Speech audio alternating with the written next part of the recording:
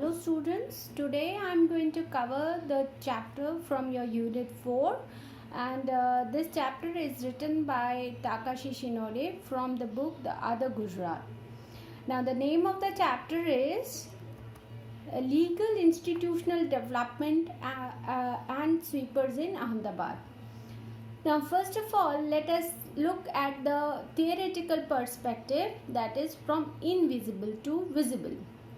Now, sweepers have been discriminated against in Indian society through their services that have been essential for maintenance of public health.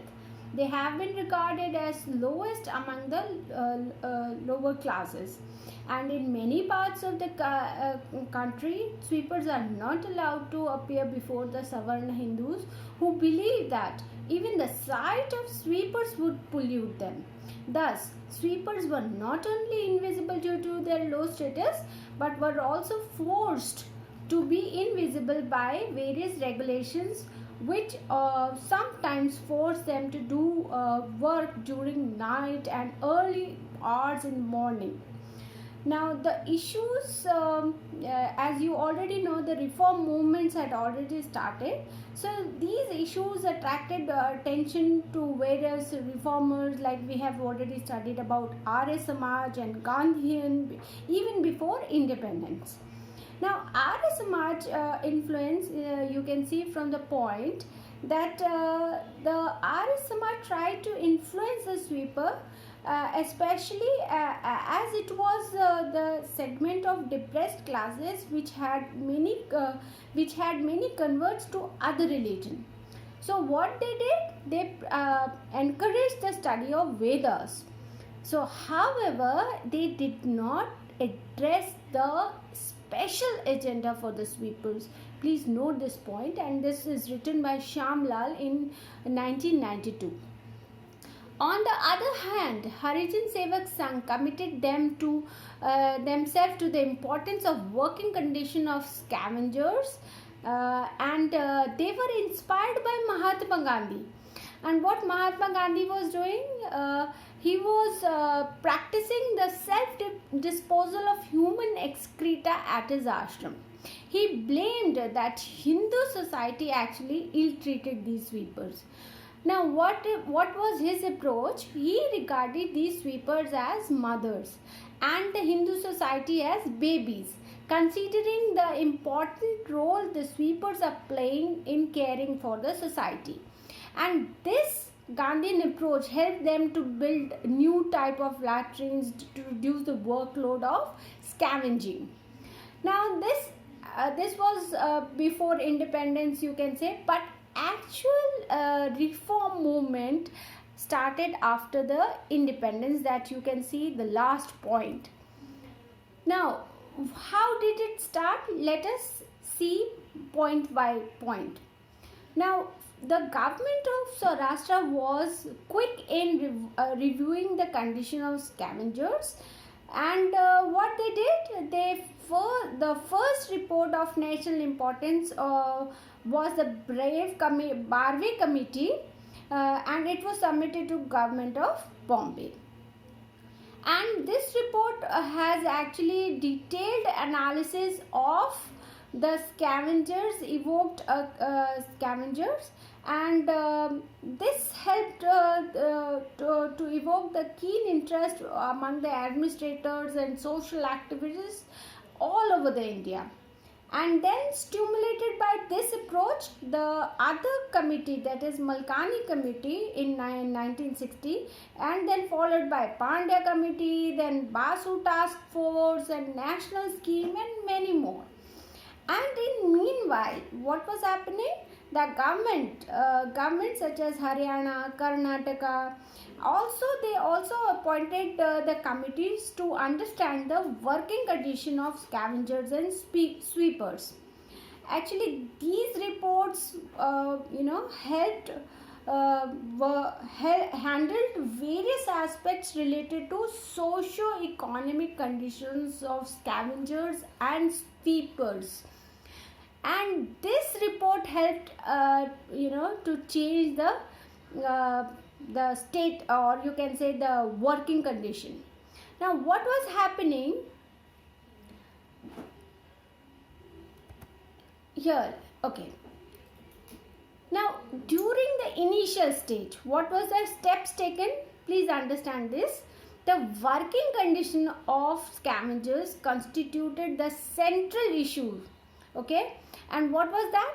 Due to prevalence of dry latrine, that is also called as service latrine or receptacle latrines, and the common practices of transporting the human excreta in baskets on the head of the sweepers, and this practice was regarded as an insult to the dignity of Indian society by Malkani. And though both Malkani and Pandya committee limited their final goal to abolish dry latrine, their recommendation was centered on the introduction of tools and equipments. What were the tools and equipments? Like wheelbarrow, gloves, receptacle, as a measure to mitigate the hardship of scavenging. And this report also stressed on the importance of prohibiting the transportation of night soil on scavengers' head and the construction of new dry latrine by law. And this legal reform was supposed to cover all levels from central legislature to state legislature assembly to local bodies. Okay, so this was the step taken by the provinces, or you can say the municipalities. Now also, in addition to this, the local bodies were expected to municipalize the scavenging work within their territory, also improving the public health. And during the process of municipalization, the local body used to absorb these private scavengers in the department as permanent or temporary sweepers. Okay, and this helped them to have a compensating the customary rights of scavenging in cash. Hence, it took a lot time to municipalize the scavenging work in many local bodies. Okay, another important incident was launch of Bhangi Kasht Mukti Karyakram to mitigate the Bhangis hardship in the mid 60s. You can see this. What was this scheme focused about? This scheme was supported by central government and some state government like Gujarat. Now what they were doing in Gujarat, several state departments concerned and encouraged the local body by frequent issue of circulars and regulations to limit the number of dry latrine by legal regulation and to absorb as many private scavengers as possible in their department. As such, local bodies were under the tremendous pressure at that time of centenary. So this helped them to take up various jobs. And not only this was there, but also, what was happening in the late 70s. Some world organizations such as World Bank and UNDP, they took keen interest in the improvement of public health in Gujarat. And the Gujarat government was ready for launching the low-cost sanitation program by spreading cheap substitute latrine with the financial assistance of central government. Now, according to Gujarat Panchayat and municipal laws were revised in 1980, and Taluka department officers were also empowered to construct various latrine facilities. Now, the first low-cost sanitation program started in 1984 with the financial assistance with World Bank and UNDP. And then later on, various other programs were also launched. Like in 1988, the Safai Vidyalaya as a nodal agency. So all these programs helped them to take up a job other than the work which they were doing.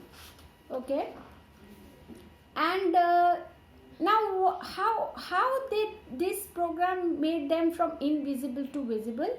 Now majority of sanitation workers are now road sweepers, and number of municipal scavengers are very few as far as the big cities are concerned, due to the spread of substitute latrine and the development of sewerage system in the country. And so the socio-economic condition of the sweepers was to quite an extent was improved.